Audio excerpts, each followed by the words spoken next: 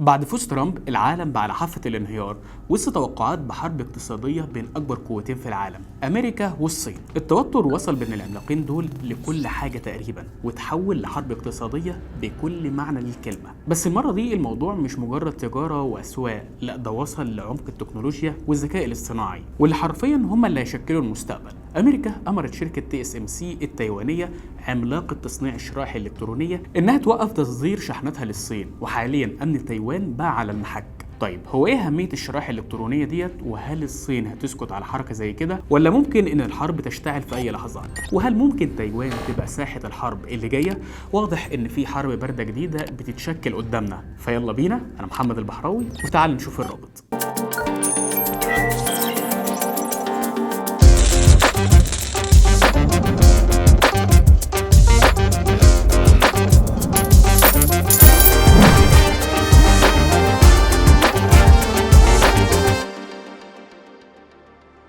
في البداية خلونا نبدأ مع خبر غاية في الأهمية نشرته رويترز عن إن أمريكا أمرت شركة TSMC التايوانية بأنها توقف تصدير الشرائح الإلكترونية للصين. طيب هو ليه العالم كله بيهتم بالشرائح دي وإيه الرابط يعني؟ الشرائح الإلكترونية أو أشباه الموصلات واللي بنتكلم عنها دي هي حرفيا موجودة في كل الأجهزة الإلكترونية اللي بنستخدمها في حياتنا، سواء من أول العربية اللي بتركبها والتليفون اللي بتتفرج عليا منه ده لحد طيارات الF-35.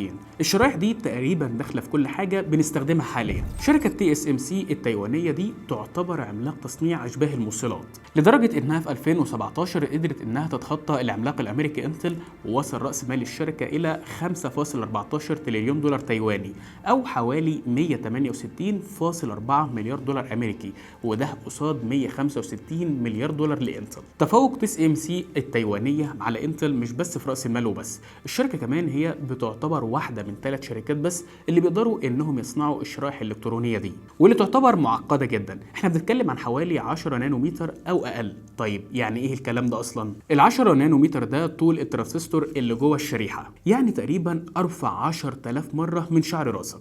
النانومتر هو 1 على المليار من المتر، وكل ما كان الحجم أصغر كل ما قدرنا إننا نحط عدد أكبر في نفس الشريحة، وبالتالي قدرتها على معالجة البيانات تزيد. فالشرائح اللي من النوع ده بقى بتبقى موجودة بشكل كبير في مراكز البيانات والسيرفرات المستخدمة في الذكاء الاصطناعي، وكمان أجهزة الكمبيوتر الحديثة والسمارت فونز، وده طبعا زائد الصناعة العسكرية. فبالتالي لو أمريكا منعت الصين من استيراد الشرائح دي فهتكون بترجع الصين 10 سنين لورا، وهتجبرها إنها تعتمد على المنتجات المحلية البديلة اللي مش هتقدر تنافس شركة TSMC.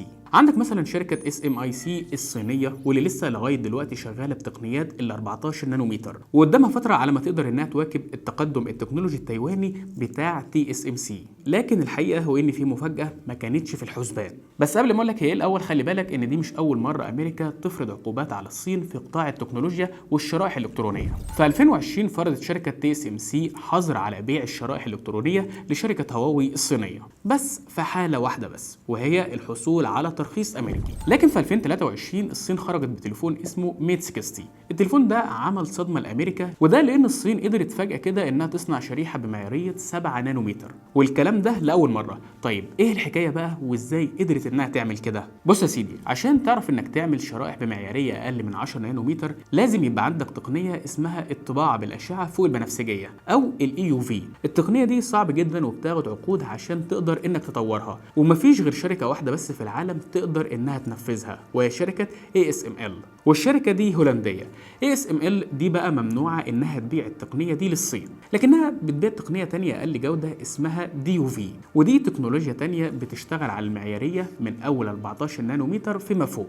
الصين بقى قدرت إنها تستخدم التكنولوجيا دي وتصنع بيها شرائح 7 نانومتر محليا لأول مرة. لكن أمريكا لحد دلوقتي مطمنة ومش قلقانة، لأن الصين بالتكنولوجيا ديت هي مش هتقدر تنتج كميات كبيرة من الشرايح دي، والأهم من ده كله إنها مستحيل إنها توصل لمعيارية ال4 نانو اللي أمريكا بتحاول توصل لها. فأنا عاوزك تخلي بالك إن الموضوع مش واقف عند التكنولوجيا. وكالة أسوشيتد بريس بتقول إن ترامب ممكن يرفع التعريفات الجمركية على الصين. التعريفات دي هتوصل من 150 ل 200% في حالة إن الصين تجرأت وغزت تايوان. واللي لازم تفهمه برضه هي إن دي نسبة هتضر الاقتصاد الصيني بشكل قوي جدا. طيب ليه؟ أسوشيتد بريس بتقول كلام خطير جدا، وهي إن ان اكبر كارثه هتحصل للصين من وجود ترامب في البيت الابيض هي انه لو نفذ وعده الانتخابي وفرض رسوم جمركيه بنسبه 60% على كل الصادرات الصينيه للولايات المتحده، واللي بحسب تحليل نشرته مؤسسه UBS فالرسوم ديت على الواردات الصينيه كفيله انها تخفض النمو الاقتصادي المتوقع للصين حوالي 2.5 نقطه مئويه. وهنا بيجي السؤال الشاغل للجميع، هل الصين هتغزو تايوان فعلا ولا لا؟ مجله نيوز ويك الامريكيه بتقول ان السؤال الصحيح هو امتى مش هل، وده لأن الصين ناوية إنها تضم تايوان عاجلا أم آجلا، وده بموجب مبدأ الصين الواحدة. بوني جليسر المحللة السياسية مؤلفة كتاب العلاقة بين أمريكا وتايوان بتقولك علشان تعرف الصين إمتى هتغزو تايوان هتحتاج تسأل نفسك كام سؤال.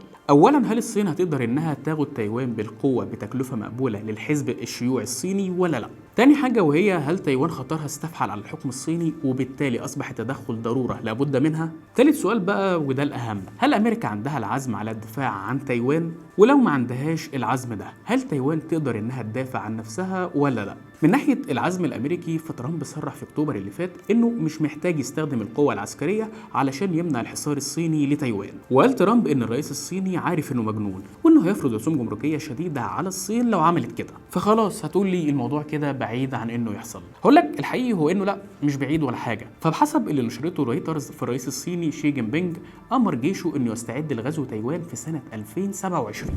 كمان صحيفة التلغراف البريطانية نشرت مقال في 7 نوفمبر الحالي بتقول فيه إن واضح كده إن البحرية الصينية بتستعد للغزو قريب، وده لأنها حاليا بتبني سفينة هجومية برمائية ضخمة، والسفينة تقدر إنها تشيل مئات الجنود وكمان بتعمل كحاملة طائرات، وبالتالي فمن خلال السفينة دي الصين هتقدر إنها تنقل قوتها خلف الدفاعات التايوانية. الأخطر من كده وبحسب كلام الصحيفة البريطانية فهو إن الصين بتبني مجموعة تانية من السفن بأعداد كبيرة ووتيرة بناء سريعة جدا، وبترجع التلغراف ده لسبب إن المسؤولين الصينيين متوقعين إنهم هيخسروا سفن كتير أثناء محاولتهم لإنزال الجنود في تايوان، ولكن في المقابل تايوان كمان بتستعد، وده بيرجعنا لسؤال هل تايوان قادرة إنها تدافع عن نفسها ولا لا؟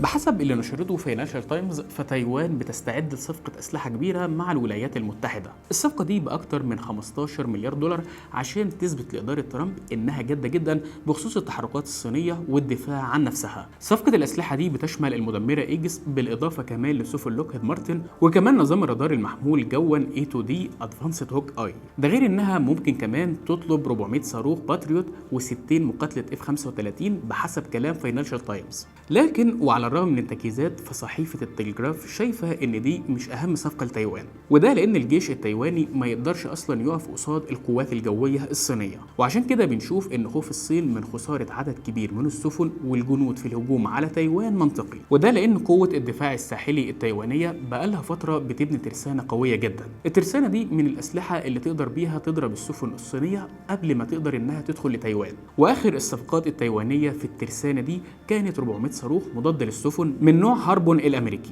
هتقول لي 400 قليل، هقول لك لا خالص. التلغراف بتقول برضو ان البحريه الاوكرانيه ما احتاجتش غير صاروخين بس من نوع نبتون المضاد للسفن علشان تقدر انها تغرق طراد الصواريخ الروسي موسكافا، وده في 2022 واللي طوله كان حوالي 612 قدم. في النهايه لازم تعرف ان حرب زي دي لو قامت هتكون مدمره على كل شيء ومحدش هيطلع منها كسبان لا الصين ولا امريكا. فهل عن جهيه الصين هتقودها لتنفيذ تهديدها فعلا في 2027 ولا الحلول السياسيه هي اللي هتكون اقرب؟ شاركونا برايكم في التعليقات وما تنسوش اللايك وكالعاده شيروا الرابط.